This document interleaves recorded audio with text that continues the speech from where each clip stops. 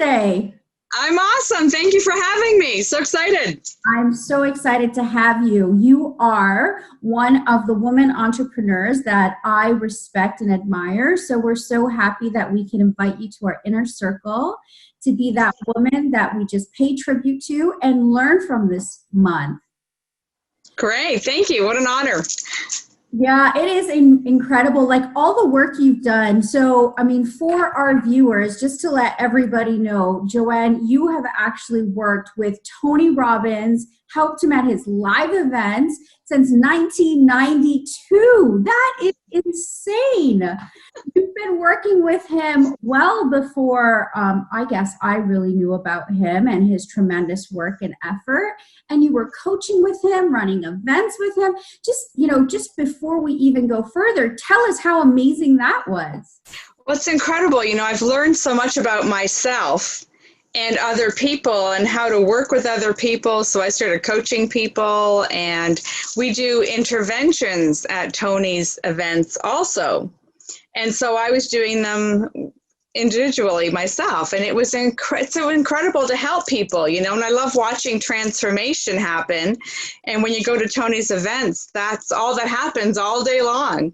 So it's really, and I work with other speakers too, like Deepak Chopra, Wayne Dyer when he was alive, and Mark Victor Hansen and Les Brown and John Gray and Marianne Williamson and so many people. Some of the majority was Tony though, so that was the main work I did. That's amazing. So working with all these inspirational leaders, doing coaching with people, running your own business, and then deciding in 93 to take on the Basket Brigade and help feed families in need. I mean, when you started, you were delivering out of your car with boxes in your house, getting your girlfriends together, just getting food out there to families. And now this year, your goal is to feed 10,000 families across Canada. That is amazing. I am so honored to be part of your organization and to be part of the board and to help feed families. What I really love most and what I really wanted to share with people today is you were a single mom. You are a single mom. You have two wonderful children, a gorgeous grandbaby. And in addition to that, and all this work you've done with these inspirational speakers, you've gone off and started this charity to feed local families. Like, that is just phenomenal. Thank you for all you do. Thank you. It's my pleasure. I grew up wanting to help people all the time. So now this is another way, right? It's incredible. Absolutely. We help thousands, literally. I know. And you know why I wanted to first get involved? I mean, that's where I first met you, and I was like wowed by you.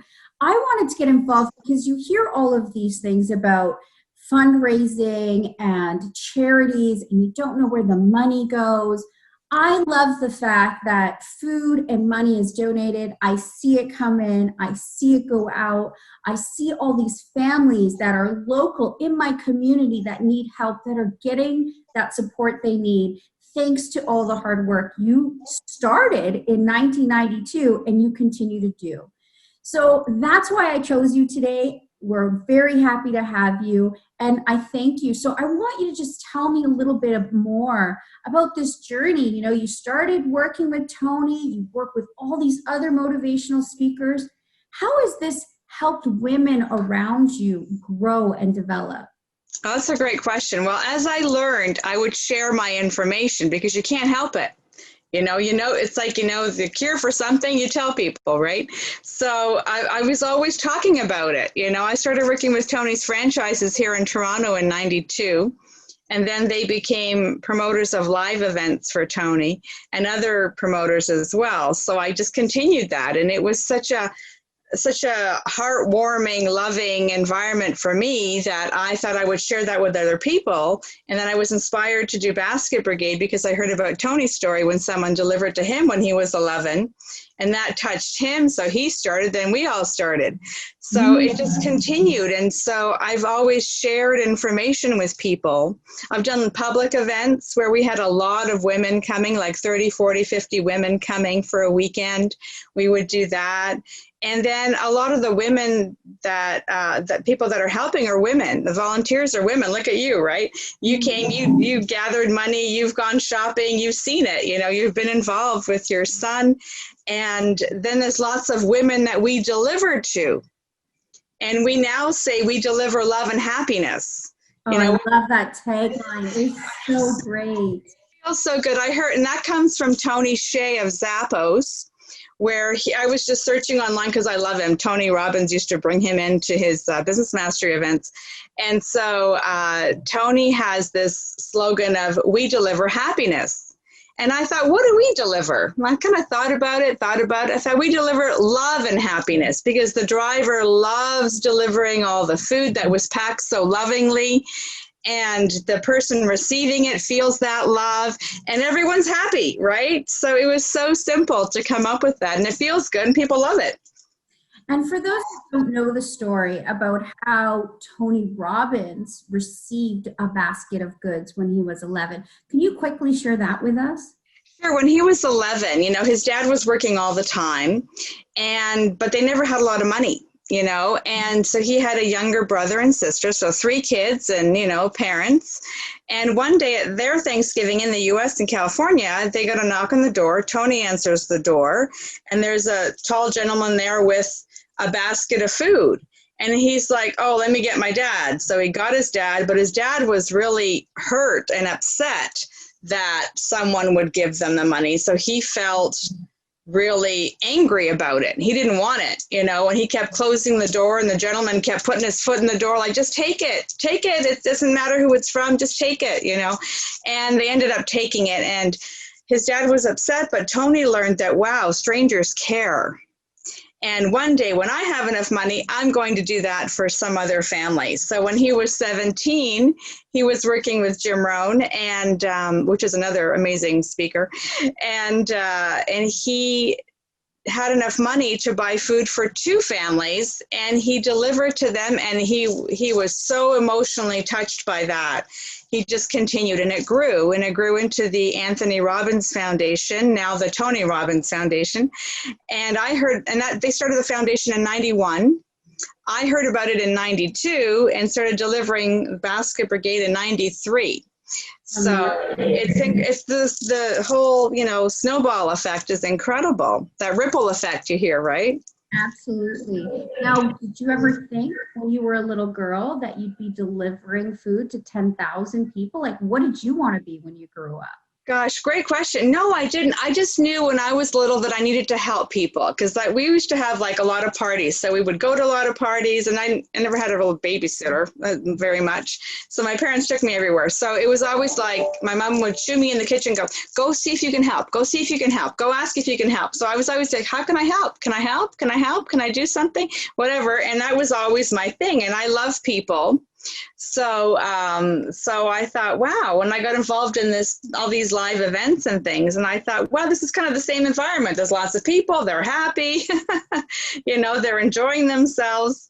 And always food, right? We all grew up, I think, with food, a lot of us. And food was everything, right? At funerals and weddings and at home and everything. So I think it's an important part, and I believe everyone should be able to eat. Absolutely. And you've talked about, sharing love and food and happiness and joy. And you've also talked about breakthroughs and interventions. So what are some of the obstacles on this journey of yours you've had to face, and how did you overcome them? That was great. Great question. I had some issues with some promoters, for example, that didn't pay me.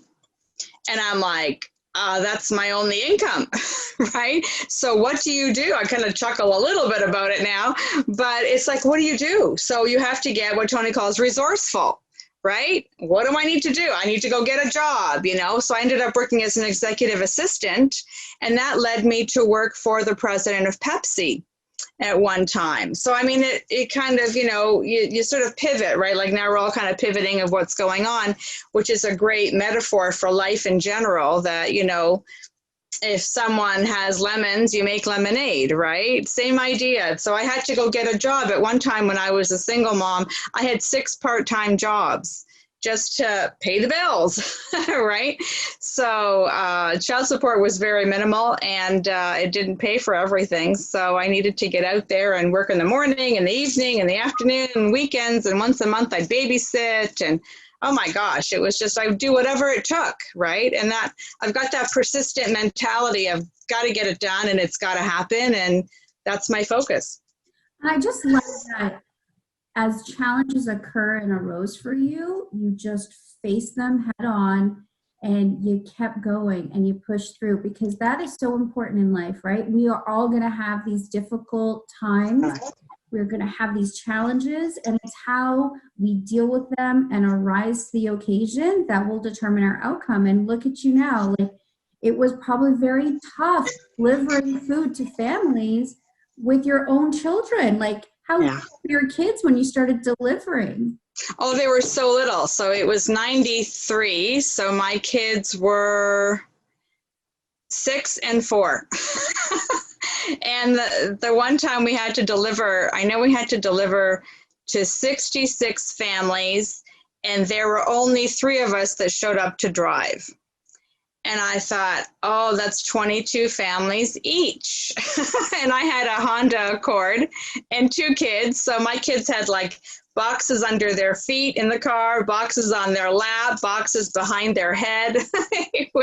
And we had to keep coming back to the church to fill up. Oh my, we were driving like all night. It was just crazy, but we had to do it, right? So now we love our drivers so much. Yeah, because you didn't give up. Now, I'll tell you, I packed some of those boxes in my car to deliver, and it is a lot of food. How much food are you giving to a family on Thanksgiving, on Christmas? What does that look like? That's great. So we now deliver, we've expanded. We deliver at Easter, Thanksgiving, and Christmas. And instead of just doing the meal, like Tony talks about, give a meal to someone at Thanksgiving, which is awesome. And I thought, yeah, but what if they have 5 children? What are they going to eat on Wednesday? And I kind of thought, as a mom with 2 kids, and occasionally finances were like up and down.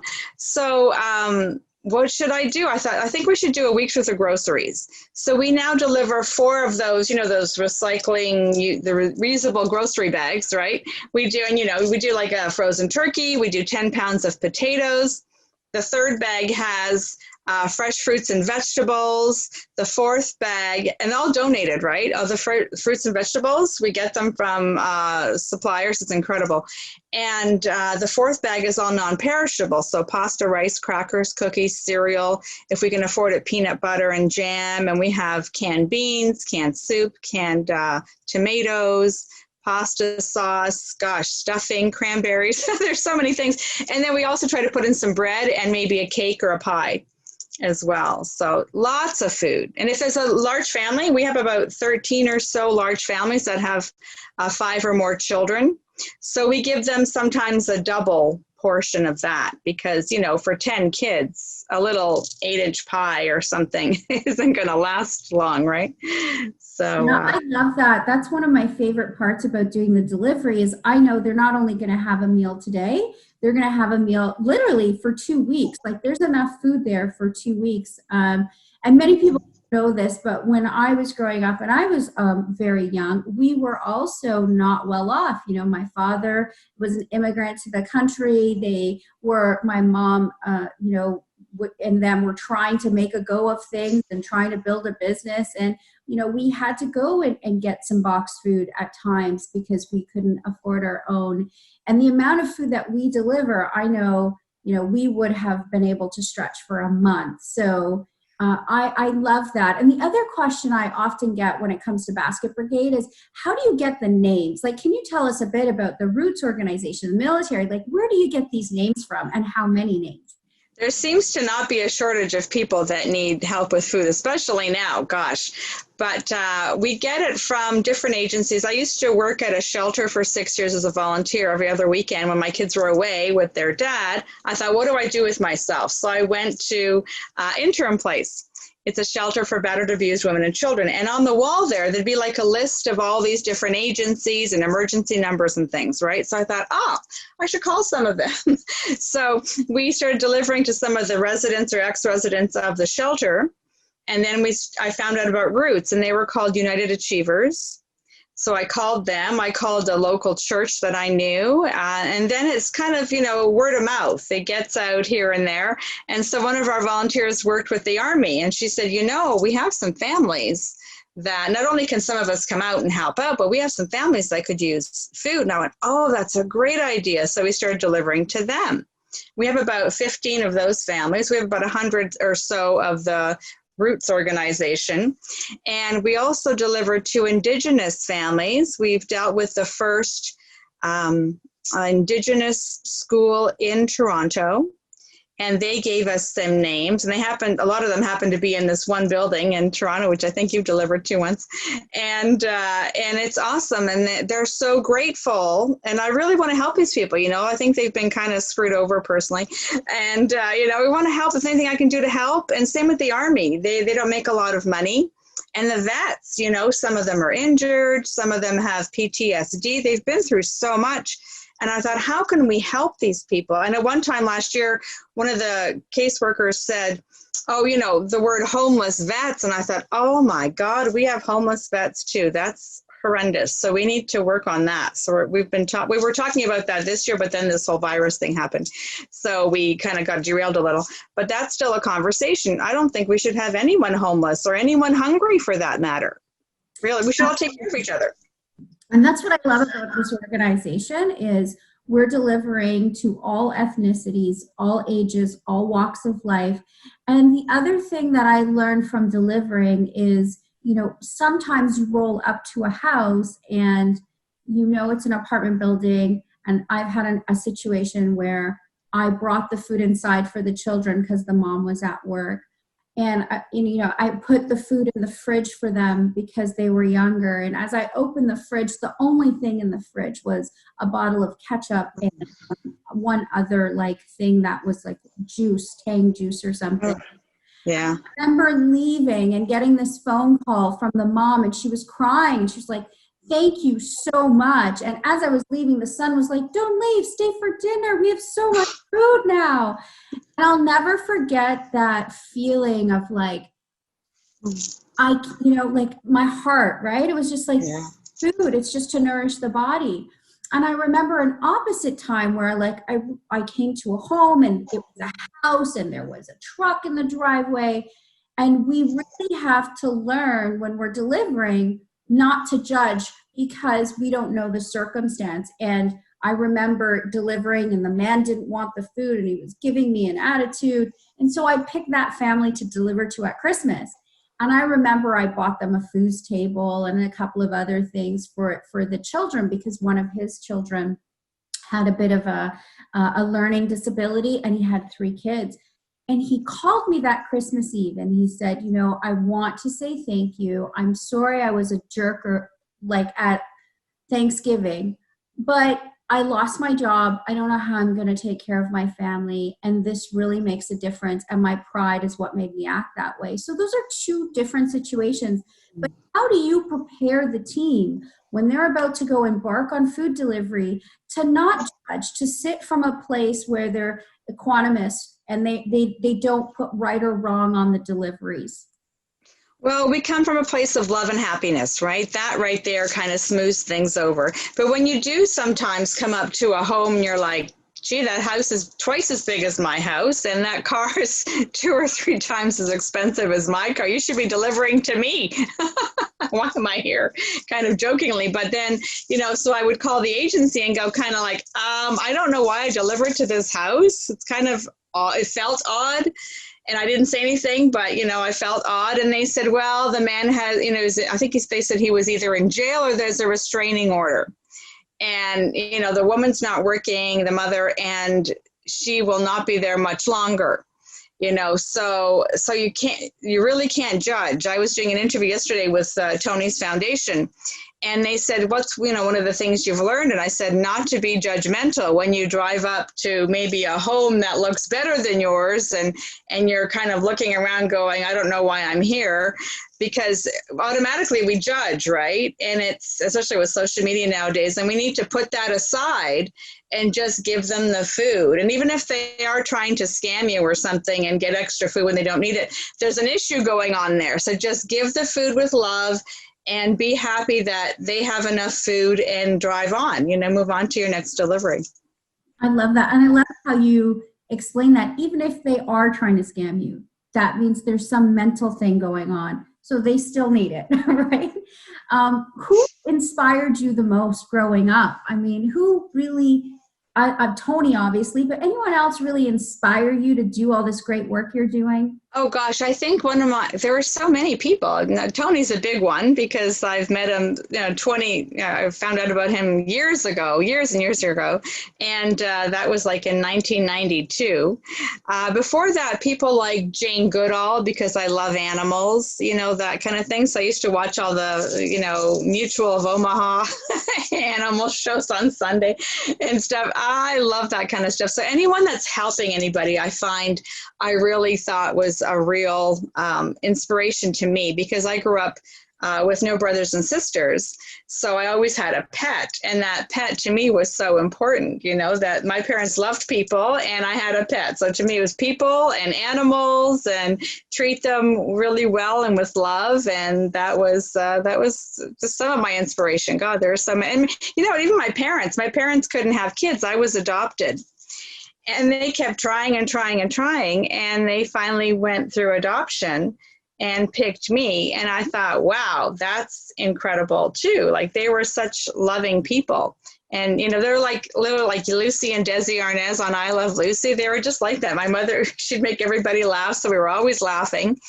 And my dad was, always in the background, kind of quiet, but he was great, like really just loving, very loving parents. Well, that's amazing. All these years of knowing you, I never knew you were adopted. So growing up as an adopted child with these wonderful parents, did you ever have to fight feelings of less than, or anything arise for you? Like, why didn't I don't know, I don't want to put words in your mouth. Yeah. Those type of really deep, heavy feelings, did those ever arise for you? And if so, how'd you get through them? I think that at time, for a short little while, I was upset. I'm like, how could you give your child away? Like, I couldn't imagine being a teenager or whatever. I thought, how can you do that? It doesn't make any sense. And then after I had my first child, my daughter, I just thought, how can you possibly? Oh my God, it must have been so hard. So then I really appreciated it. But I don't have any anger or anything like that towards my birth parents or whatever. But I find that I just started thinking differently, and Tony says, ask a better question. And that's what I think I eventually did. Instead of saying why, then it's like, well, maybe there's other reasons that I don't know, right? I wasn't there in her shoes. So who knows what happened? I found out a little bit later, but I didn't know at the time. So I just had to let that anger and that frustration go. That's very profound, right? We choose what we do, how we deal, and what we do with those emotions that arise. Only we are responsible for how we react. So, and obviously you've taken it and you've used it as a force for good. So, that's really impressive. And if you had to take like one piece of advice from all these great nuggets you've given us, what would be the one piece of advice you would take to give to your audience? That's a great question. Again, I'd say maybe 20 things, but if it was just one, 20? I'd say be specific in what you want and be persistent, because you can say, I need to lose weight or I need more money. So if you have $1, you now have more money. Is that what you want? No. You want an extra, $1,000 a month or $5,000 a year or $10,000, whatever that number is. Put that number down as your focus and just keep going for it. Try different things. It's like Tony says, there's a plane that goes to Hawaii, but it doesn't go straight. It kind of curves here and there. And the pilots and the people on the plane don't freak out that it's turning a little left or right, because they know where they're going. So you have to know your outcome. You have to know where you're going, and just be persistent and be flexible to change. I love that. It's perfectly delivered, because it's going to happen. We're going to have bumps in the road. We're going to have those turns, and how we decide to deal with it. I mean, people are faced with that today with this pandemic and with being on lockdown, this feeling of loss of liberties and loss of family and loss of connection. And with all of those things happening, not only is the brigade delivering on those high occasions, but you're actually delivering every week now. Can you tell us a little bit more about that? Yes, we found out about United Way having a grant because of this whole virus, and it was all funded by the Canadian government. So we're so grateful. We actually got our very first grant, and it was for emergency meals. So we found a chef in Streetsville in Mississauga here, and he now cooks for us, and it's in the budget and everything, so it's covered. And we can now deliver to a lot of our families. Not like we do weekly deliveries. We have such a large list that we divided it into 4. So we do 4 weeks out of the month. So once a month now, our families get these hot meals, 1 per person, or sometimes a little more if we have extra. And sometimes someone's not home, so someone else gets their meals. And then I thought, how can we make this better? Because I'm always asking that question. And so I also go and get boxes from the food bank that are already made up with pasta, rice, 3 cans of beans, cereal, crackers, some soup and some sauce and things like that. And so we give that box of groceries out with the hot meals every week. So it's so exciting. So to be able to do that, right? And that's our first grant. So we're very excited. Hopefully we'll have lots more. Absolutely. And you're putting it to good use. And I've done a couple of those deliveries, and they are to local families, and that's amazing. And Basket Brigade's not just here in Ontario. We're not just delivering to Newmarket to Mississauga. Tell us more about the span of where we deliver to and where we're engaged in Canada. Great. So I think you're muted. I see a mute thing on. I couldn't hear you for a second. So tell us more about Basket Brigade across Canada, because you have offices and affiliates. Yes. So what we did was I decided to incorporate across the whole country, because I've helped a lot of people in their local towns start a basket brigade in different cities like Edmonton and BC, in BC and things like that. So I thought, let's incorporate across the whole country, because then we can feed more people, and hopefully with the charitable number that we have now, we can open up some branches. So we started doing that. We have 1 in Vancouver, 1 in Calgary, 1 in Prince Albert, Saskatchewan. A good friend of mine lives there. And we have 1 in Fort McMurray, and we have some here in Ontario, in London, here in Toronto. We've got a few. We're sort of a GTA kind of thing, because we deliver, like you said, from Mississauga to Markham, from Etobicoke up to Newmarket and Aurora, that area. And we have some in Ottawa that we're going to get started. And we have 1 in Halton Hills too, called Community Unity. 20 Unity churches got together, and they decided to feed their communities. So one church gets, the canned peas, or one church gets the potatoes or whatever, and they all come together and they deliver, and it's incredible. So they do, I think, 140, 150, 200 families sometimes. So that's awesome. Great. And if we have someone who wants to get involved, who is compelled to change, who wants to get out there and start their own affiliation, how do they do that? They can contact me through the website, basketbrigadecanada.org, and they can go to the Contact Us page. And if they see my email anywhere, they can email me, if not, the Contact Us page, and get in touch. We would love to expand. We really want, quite a few more branches next year. So we're open to expansion and lots of donations too. I always have to say that, that we're looking for more donations. Tell us more about that. Like, where do we get the money to feed everybody from? How do we donate? What do we donate? Tell us more about that. Great. If you want to donate, again, you can go to the website, basketbrigadecanada.org, and there's a big red Donate Now button, so you can click on that, and that goes to PayPal. And so you donate through that. The branches have a link that goes to Canada Helps, which is an organization that works with charities to help gather money. And they send the tax receipt versus we do. So we do send tax receipts now, which is exciting. And we can take individual and corporate donations. We got our first official corporate partner this week, so that's exciting.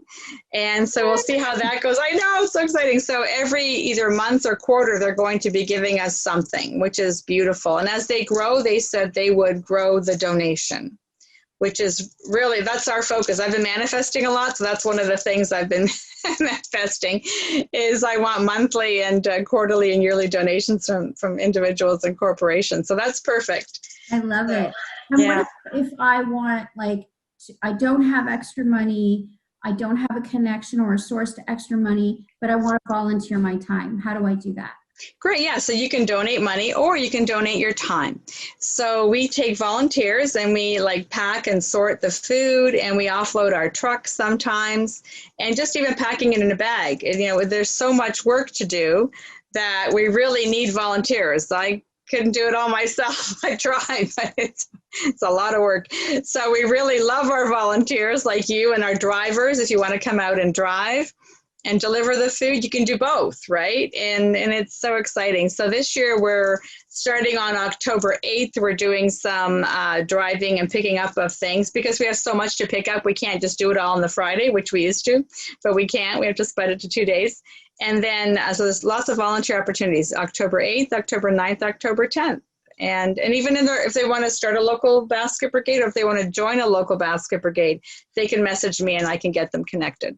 That's amazing. And we're also talking about having an event coming up, or a couple of events coming up that will fundraise. One of them, which is near and dear to my heart, is all about women entrepreneurship, women empowership, and permission for expansion for women.